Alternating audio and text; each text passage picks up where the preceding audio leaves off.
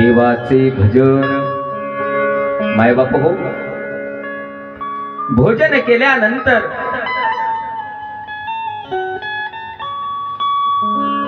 तात्पुरतं आपल्याला वाटतं, पण मायबाप भजन केल्यानंतर साक्षात ज्या भगवान परमात्म्याने आपल्याला जन्माला घातलं, तर भजनामुळे तो भगवान परमात्मा आकडला जातो. तर मायबाप हो, मला सांगायचं काय की खरा धर्म माणसाचा कोणता आहे की तुम्ही बाकीची सर्व कामं सोडा. असं सांगतात, छोड़ दो सब ही का प्राण्या, छोड़ दो सब ही का प्राण्या, ले ले घरी काना प्राण्या, ले ले घरी काना, ले ले हरे काना, ले ले हरे काना, छोड़ दो सब ही का प्राण्या, छोड़ दो सब ही का प्राण्या, ले ले घरी काना प्राण्या, ले ले घरी काना, ले ले हरे काना प्राण्या, ले ले हरे काना.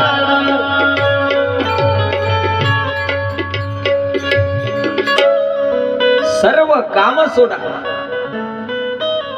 असं म्हणतात. शतम विहाय, शतम विहाय भक्तव्य, की 100 काम सोडून माणसाने भोजन करावं. लोक म्हणतील महाराज वा वा वा मस्त सांगताय महाराज. सगळी कामं सोडायची, 100 कामं सोडायची आणि भजन करायचं, भोजन करायचं. शतम विहाय भोक्तव्यम,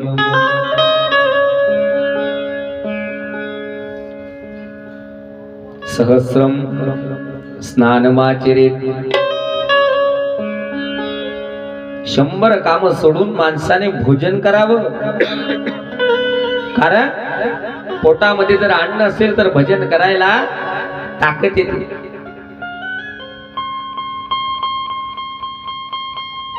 आणि मग ताकद आल्यानंतर माणूस भजन करतो.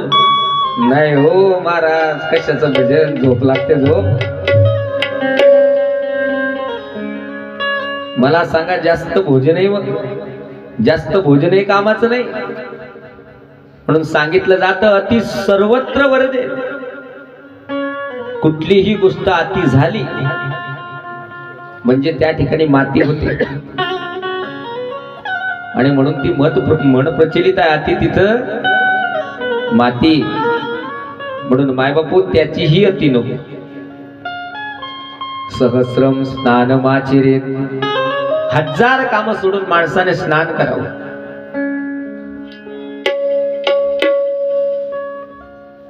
लक्ष्यम विहाय दातव्यम, कोटिम विहाय हरिम भजेत. आणि 1,00,000 काम सोडून माणसाने दान करावं.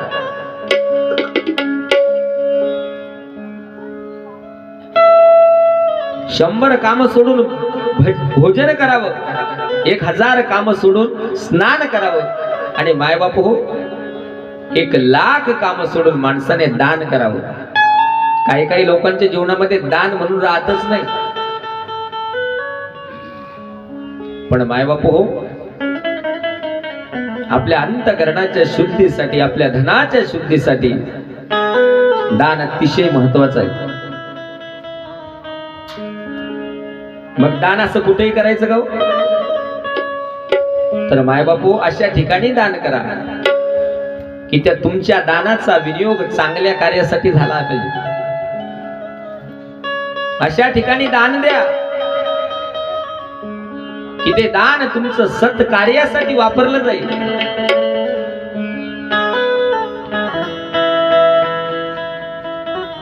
नाही तर मग अशा ठिकाणी दान करा की तिथं धड पापही नाही धड पुण्यही नाही.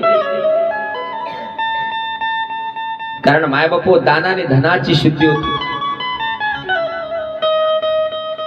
असं म्हणतात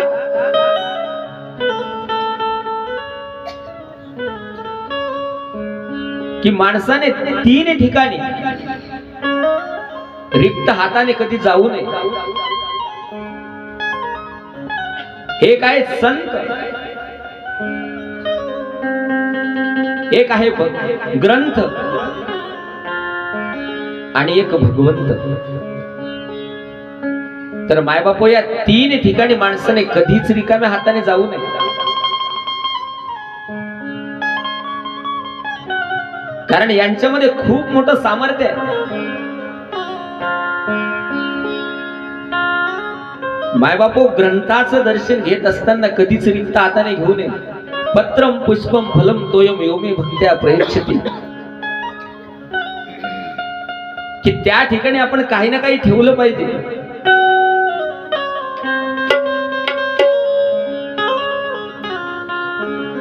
यथाशक्ती काही ना काही आपण त्या ठिकाणी ठेवलं पाहिजे, काही घेऊन गेलं पाहिजे. आणि नाहीच काही असलं तर मायबापू पत्रम पुष्पम फलम तोयम.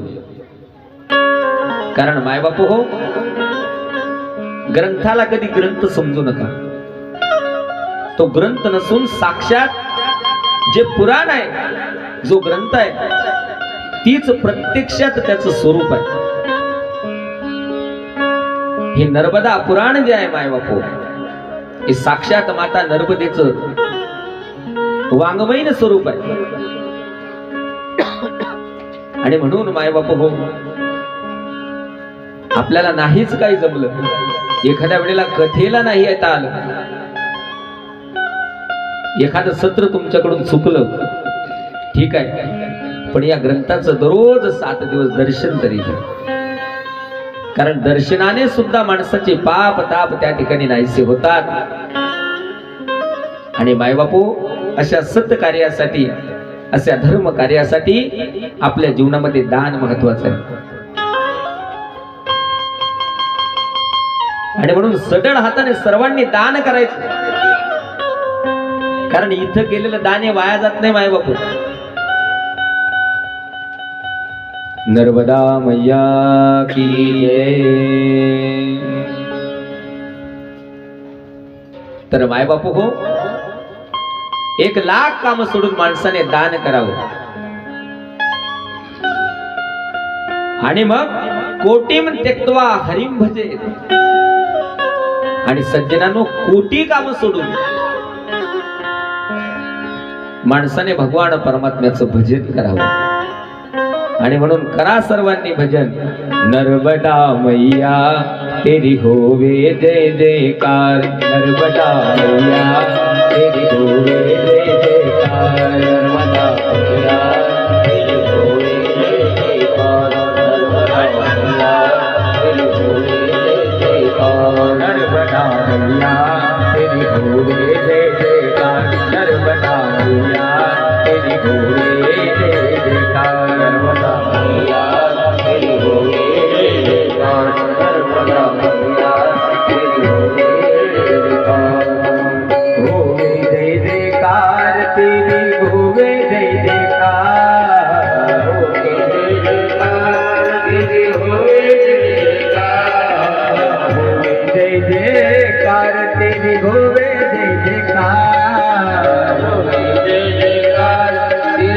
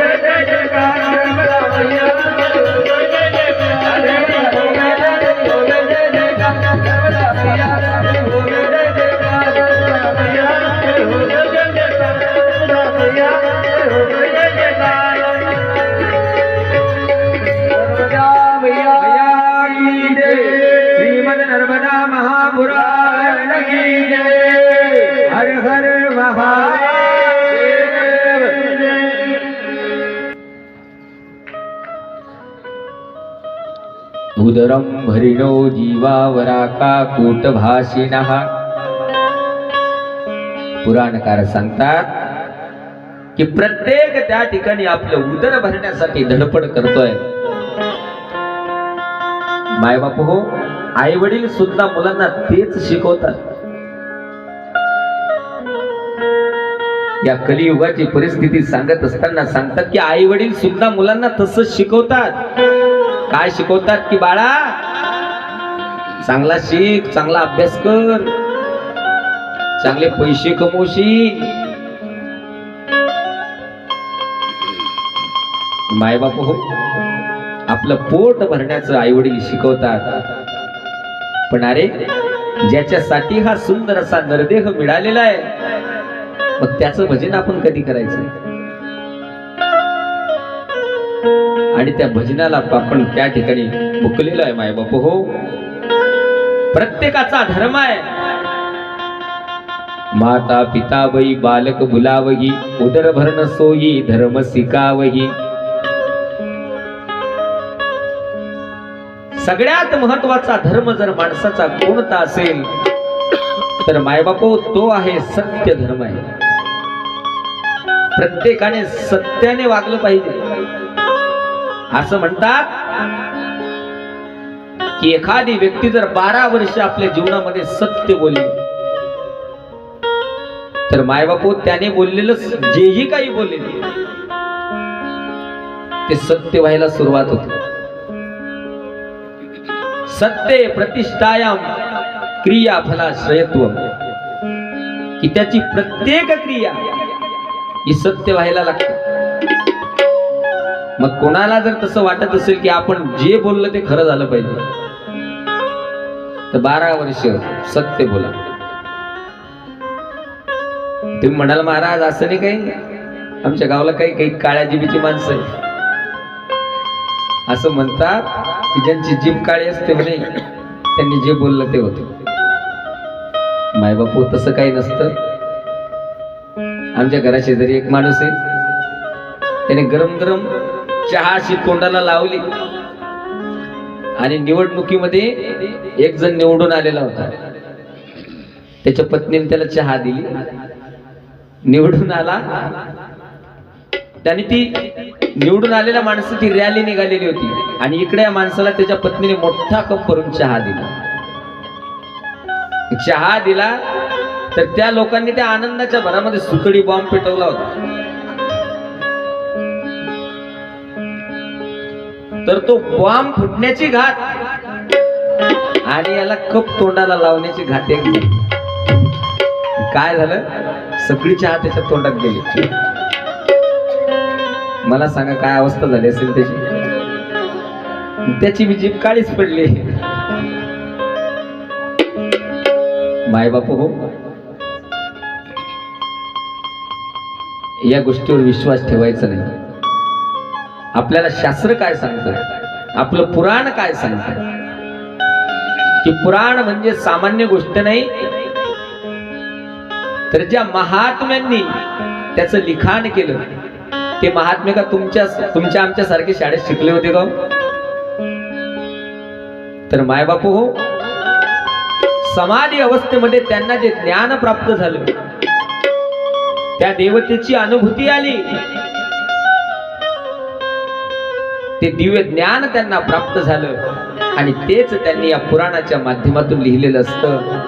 आणि म्हणून तेच आपण सत्य मानायचं.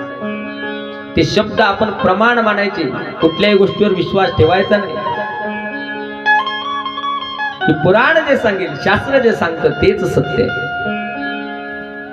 आणि म्हणून मायबापू प्रत्येकाचा धर्म आहे तो म्हणजे सत्य. की प्रत्येकाने सत्याने वागलं पाहिजे. आणि जगामध्ये मायबापू हो, आपण 2 दिवसाचे पाहुणे आहे. मला सांगा, आपली जन्मतारीख प्रत्येक जण सांगतो, बरं ते हात करून सांगतात लोक. जे तरुण पोर आहे ते आपलं वय लपवतात. तरुण पोर वय लपवतात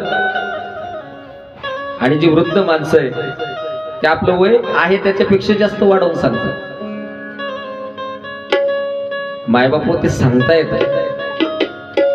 पण मला सांगा, तुम्ही मरण सांगू शकता का की केव्हा मरणार आहे तुम्ही? म्हणून जीवनामध्ये चांगलं सद्भाग्याने चांगला योग आलेला आहे, तर प्रत्येक संधीचं प्रत्येक वेळेचं सोनं करा माय बापू. कारण आपण पाहुण्यासारखे या जगामध्ये आलेलो आहे. 2 दिवसाच्या दुनियेत तू पाहुणा, 2 दिवसाच्या दुनियेत तू पाहुणा. बोल गर्वाचे बोलू नको रे गुणा, बोल गर्वाचे बोलू नको रे गुणा, गर्वाचे बोलू नको रे गुणा, बोल गर्वाचे बोलू नको रे गुणा. ओ सूर्य पहाटेचा संध्याकाळी मावळे, पहाटेचा संध्याकाळी मावळे, सूर्य पहाटेचा संध्याकाळी मावळे, पहाटेचा संध्याकाळी मावळे. खेळ परमेश्वराची जगावे गडे, खेळ परमेश्वराची जगावे गडे. सोडून तू सोडून तू अहमपणा, बोल गर्वाचे बोलू नको रे गुणा, बोल गर्वाचे बोलू नको रे गुणा, बोल गर्वाचे बोलू नको रे गुणा, बोल गर्वाचे बोलू नको रे गुणा. हरि बोल.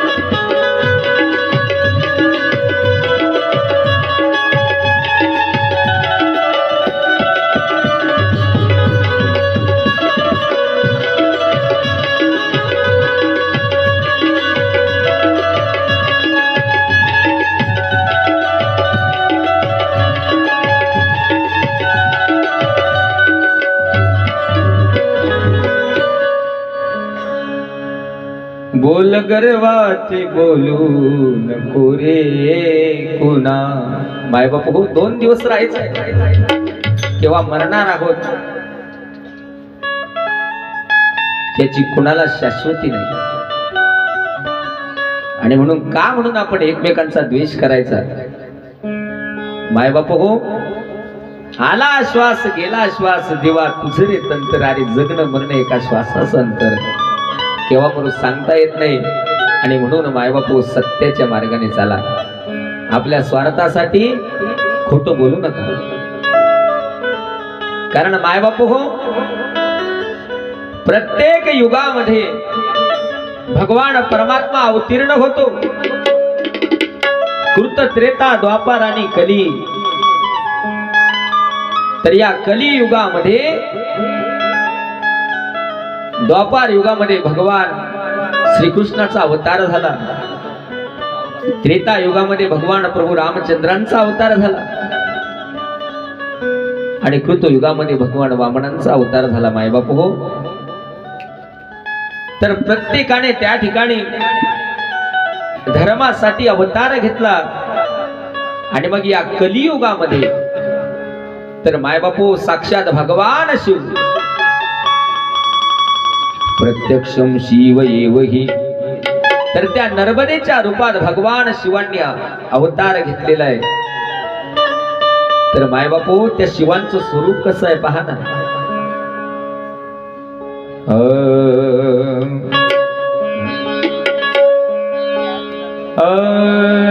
ईश्वर सत्य है, सत्य की शिव है, शिवगी सुंदर है.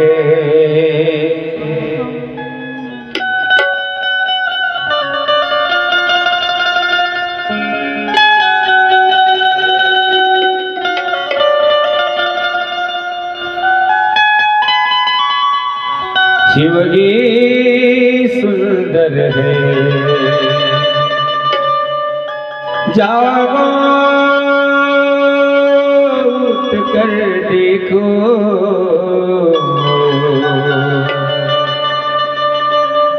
जीवन जो तुझागर है सत्यम शिवम सुंदरम सत्यम शिवम सुंदरम सत्यम शिवम सुंदरम सत्यम शिवम सुंदरम ईश्वर सत्य गए सत्य ही शिव गए शिव भी सुंदर गए सत्यम शिवम सुंदर सत्यम शिवम सुंदर सत्यम शिवम सुंदर सत्यम शिवम सुंदर सत्यम शिवम सुंदर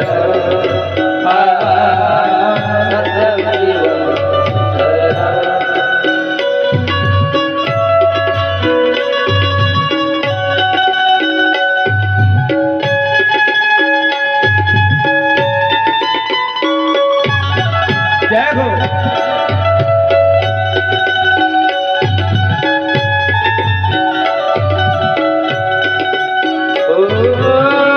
राम बद में काशी में शिव नारायण रावण में दया करो प्रभु देखो इनको दया करो प्रभु देखो इनको घर घर के राम